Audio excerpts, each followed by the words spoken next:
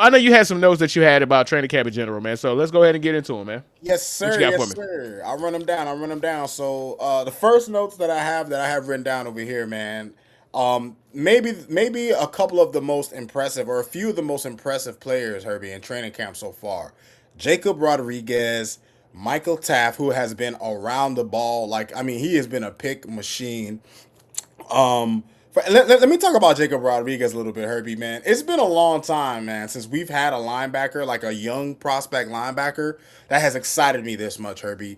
Because when you read about the reports, because I haven't obviously haven't had a chance to go see him out at any of the practices, but just based on what I've read, from what people who know football are saying about what they're seeing from him, Herbie, I'm super excited about what he can do on that defense alongside Jordan Brooks, man. I mean, I'm talking about this guy's always around the football, his ability to shoot through gaps, his pursuit, his ability to play the football. He's gotten some interceptions, so I'm super happy, Herbie. To be honest with you, I'm super happy with our first like 3 or 4 draft picks because Kadyn Proctor has been a beast, especially at left guard, right next to another beast in Aaron Brewer.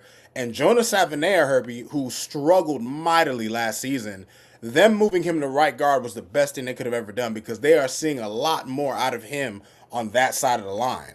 Now, unfortunately, guys, when it comes to Dolphins football, there's always an ick on the offensive line, and that ick is Austin Jackson, Herbie. This dude, the last session that they had, couldn't even get through a whole practice, bro. This guy can never stay healthy.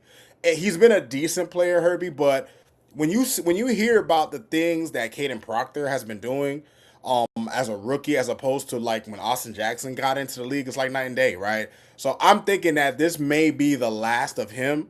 And it was funny, Herbie. I was listening to a clip of John Eric Sullivan talking about Kadyn Proctor, and he was speaking on how he's such a versatile player.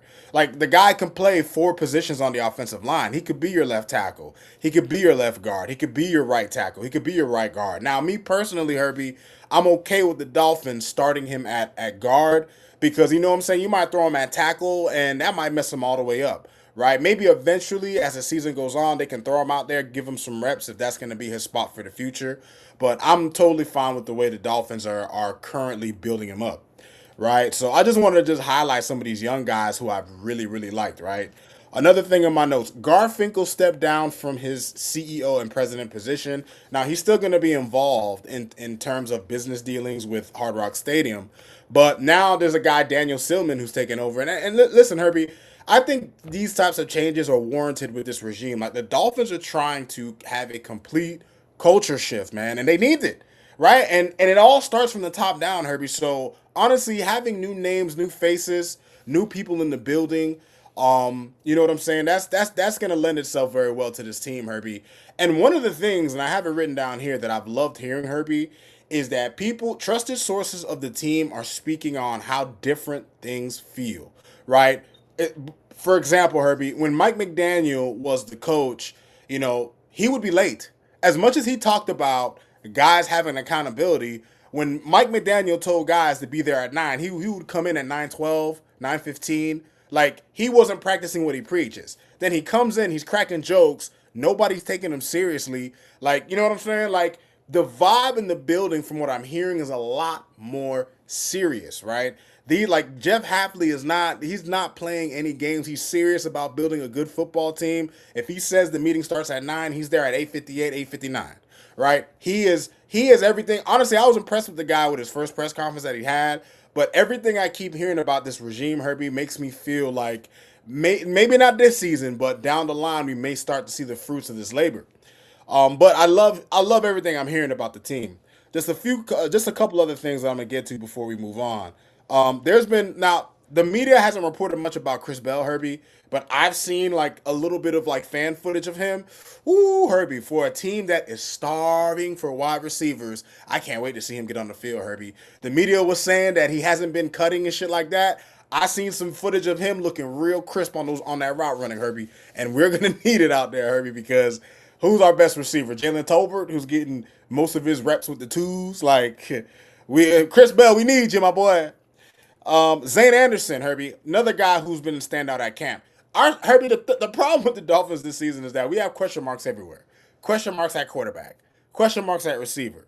Question marks on both lines. Question marks on the secondary. But I'll tell you what, Zane has had a strong camp based on everything everybody's reporting. I'm super happy to hear that because we need safeties badly. Let me see what else we have. Oh well, I wrote this down because USA Today predicts the Dolphins to be a one-win team. Hey, listen, if we're a one-win team, guys, we get to pick a little at quarterback. Can't complain about that. One last guy I'm going to talk about, Herbie, before we can move on, man. I do. Oh, not Willie. I was going to talk about Willie Gay, but nah, we talk about Willie Gay every year, and they never give this guy reps. Willie Gay is always performing in camp, and they never give him reps on the field. I'll never understand. Maybe Hafley will be different. But Trey Moore, Herbie, is another name that has come up, and they've been trying him out on the edge. Now, Chop Robinson seems to be getting back to form like how he was his rookie year. So to have another guy that's reliable on the edge or who's reliable in the pass rush, whether they move him inside, whatever, he's a real versatile player. I'm glad to hear that he's also been making waves in camp, specifically when he's rushing the passer. So listen, man. At the end of the day, there are days where the defense outperforms the offense. There are days where the offense ones up the defense. Right now, the teams is just guys playing each other, so we don't really know how good the team Yeah, is because they haven't played anybody absolutely. else. But listen, man, I'm happy with everything I'm hearing. Right, this is the time of year, Herbie, where everybody's happy because there's hope in the air Yeah, for all. everybody's happy, man. Everybody's happy except for Tutu Atwell, man. Like, listen, man. Oh God, Listen, yeah. man. I ain't want to bring it up, but hey, man. Wrap it up. Wrap this career up. This is like his third team he's been ass on, bro. Sometimes you just ass.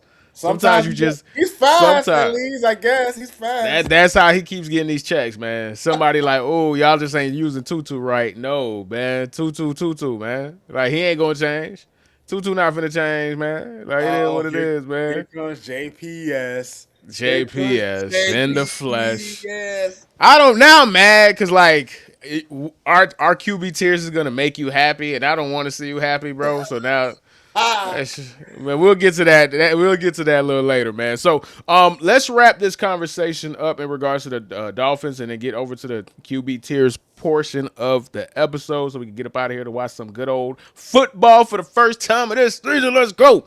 yes, Okay. sir. Any last parting words before we transition, my brother?